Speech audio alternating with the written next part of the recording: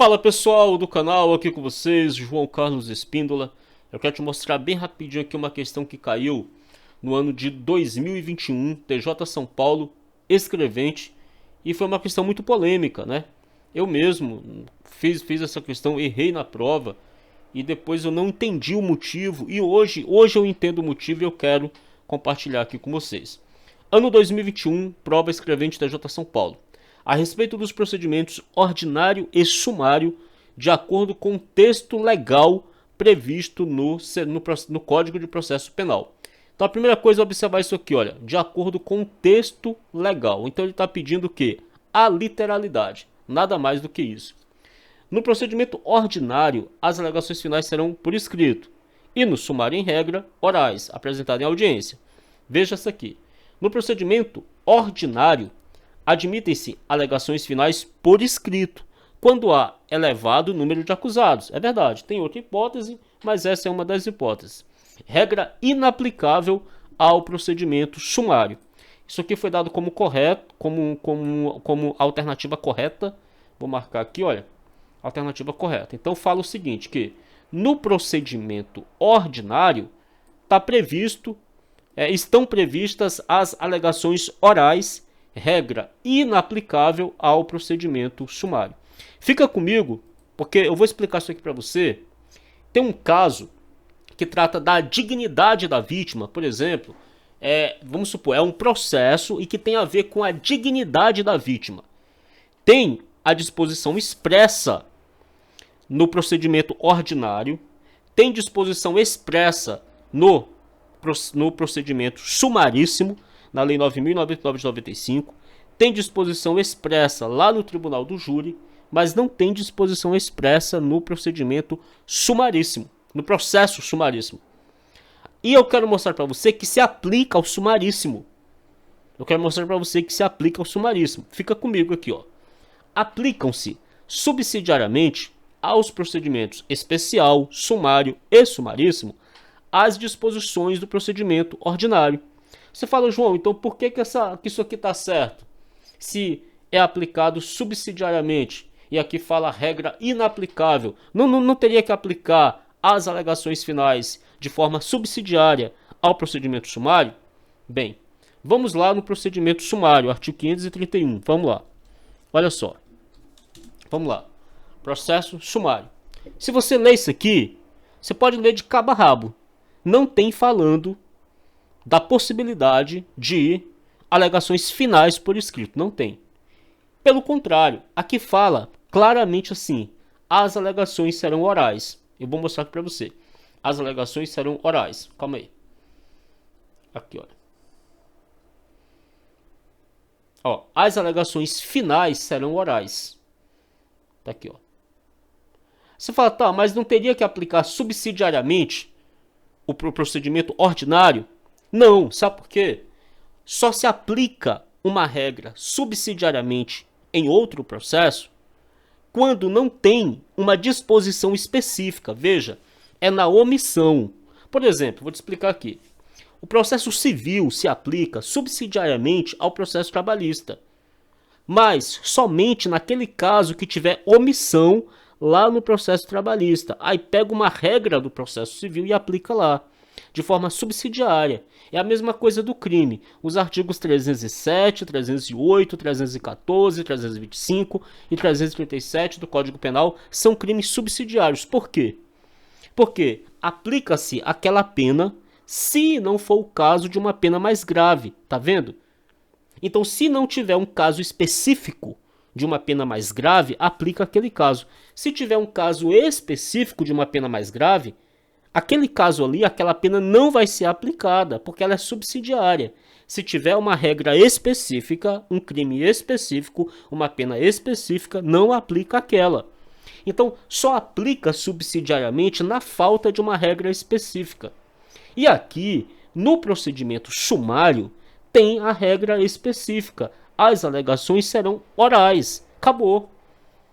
Tem uma regra específica. Por isso que não se aplica subsidiariamente as alegações finais por memoriais. João, mas na prática da advocacia é diferente. Isso existe na prática, bem. A questão falou assim, olha, de acordo com o texto legal. Em nenhum momento a questão fala assim, olha, de acordo com a prática da advocacia. Advocacia. Não fala. Ela fala, de acordo com o texto legal. Ah, mas na prática, os juízes permitem. Mas a questão não perguntou o que acontece na prática. Ela falou assim, olha, de acordo com o texto legal. Eu errei essa questão, demorei a entender, mas é esse o motivo. Então aqui tem regra específica. Beleza. João, e o caso lá que você falou da dignidade sexual? Da dignidade sexual. Observe isso aqui, olha. Eu vou te mostrar aqui. Observa bem. Olha aqui, ó. Eu estou no artigo 400A, que fala aqui no caso do processo ordinário. Na audiência de instrução e julgamento, e em especial naquelas que apurem crimes contra a dignidade sexual, todas as partes e demais sujeitos processuais presentes no ato deverão zelar pela integridade física e psicológica da vítima, sob pena de responsabilização civil, penal e administrativa, cabendo ao juiz garantir o cumprimento do disposto neste artigo, vedadas a manifestação sobre circunstâncias ou elementos alheios aos fatos, objeto de apuração nos autos, a utilização de linguagem, de informações ou de material que ofendam a dignidade da vítima ou da testemunha. Se você for lá no artigo 81 da Lei dos Juizados Especiais, o artigo 81 da Lei dos Juizados Especiais, se eu não me engano é aqui, ó, artigo 81, observe que fala aqui, ó, artigo 81. Durante a audiência, todas as partes e demais sujeitos processuais presentes no ato deverão respeitar a dignidade da vítima, sob pena de responsabilização civil, penal e administrativa. O mesmo artigo está aqui. Está aqui no artigo 81 da Lei dos Juizados Especiais Criminais. Se você ler o processo sumário, não tem falando. Nada, nada, nada, nada. Aí nesse caso, pode desrespeitar a dignidade sexual da vítima? Pode? Claro que não. Óbvio que não. Vai aplicar de forma subsidiária o procedimento ordinário. Por quê? Porque aqui é uma omissão, tá vendo? Isso que é aplicar de forma subsidiária.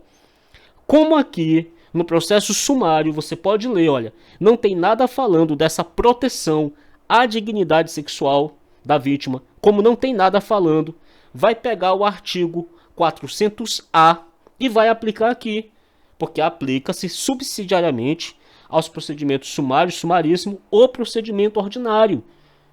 Entendeu? E como aqui no procedimento sumário não tem nada dizendo sobre a dignidade sexual da vítima, não tem nada dizendo dessa proteção à dignidade sexual da vítima, não tem nada dizendo. Aplica-se subsidiariamente. Porque não pode ficar essa omissão, essa lacuna. Então pega lá o caso do artigo 396, olha. Pega aqui, pega esse caso aqui, olha.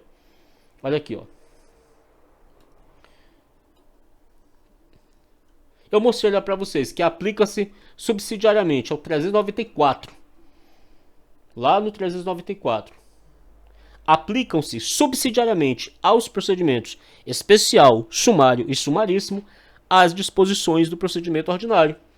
Como lá no artigo 331 não tem nada falando dessa proteção à dignidade sexual da vítima, vai pegar aquele artigo que está lá no procedimento ordinário e vai trazer aqui para o processo sumário e vai aplicar de forma subsidiária.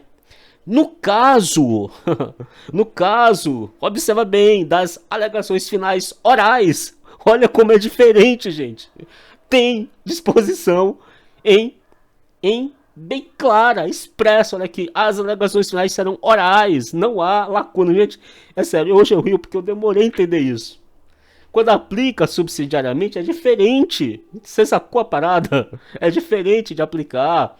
Se tiver uma disposição expressa, não aplica subsidiariamente.